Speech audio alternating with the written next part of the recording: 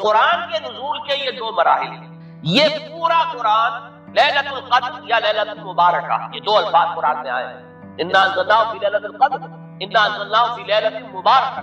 وہ جو لیلۃ القدر تھی وہ رمضان مبارک کے آخری عشرے کی کوئی رات ہے جسے کہ چھپایا گیا ہے تاکہ لوگ محنت کریں، تلاش کریں.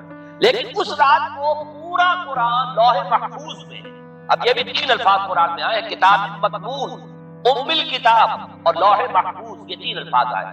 اصل قرآن وہاں لوح محفوظ میں ہے. وہ قرآن اتار دیا گیا سمائے دنیا تک. پہلا جو آسمان ہے ہمارا یہاں تک اتار دیا گیا. یہ دفعتاً واحدتاً ہوا ہے، اچھا ایک دم ہوا ہے.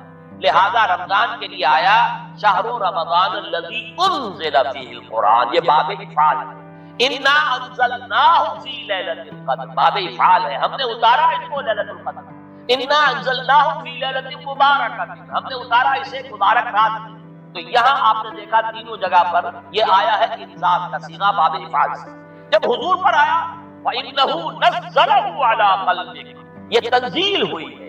نحن نزلنا علیک القرآن تنزیلا، اے محمد آپ پر ہم نے قرآن اتارا ہے تھوڑا تھوڑا کر کے، نجمن نجمن، آیتیں پھر آیتیں پھر آیتیں آ گئی، پورا قرآن نہیں اتارا. تو یہ تنزیل جو ہے حضور پر ہوئی ہے ہمارے حساب سے 22 برس، 610 عیسوی میں شروع ہوا اور 632 عیسوی میں حضور کا انتقال ہوا. 22 برس میں تھوڑا تھوڑا بن کے قرآن مجید محمد رسول اللہ پر نازل ہوا. وہ ہے تنزیل من رب العالمین. لیکن جو حضور پر وہ اترا ہے وہاں سے سمائے دنیا سے جبرائیل لاتے رہے. لیکن یہ کہ یہ پورا سمائے دنیا پر دفعتاً واحدتاً جملتاً واحدتاً پورا قرآن جو ہے لوح محفوظ سے یا کتاب مکنون سے یا ام الکتاب سے لا کر اتار دیا گیا. یہ ہے انسان شہر رمضان الذی انزل فیہ القرآن. اب قرآن کی جو بدا ہوئی ہے، ظاہر بات ہے اس میں اگر میں نے وقت زیادہ لے لیا تو پھر تو سارا وقت اسی میں لگ جائے گا. قرآن کیا ہے؟ ھدی للناس، لوگوں کے لیے ہدایت. اور اس میں نوٹ کرنے کی کم سے کم یہ بات ضروری ہے کہ سورہ بقرہ کے شروع میں فرمایا ھدی للمتقین، یہاں فرمایا ھدی للناس. اب کوئی اگر دیانند سرسوتی کتاب لکھ رہا ہو اور 14ویں باب میں قرآن پر تنقید کر رہا ہو، کہتے ہیں تضاد آ گیا. کہیں کہتے ہیں کہ یہ تمام لوگوں کے لیے ہدایت ہے، کہیں کہتے ہیں متقین کے لیے ہدایت ہے.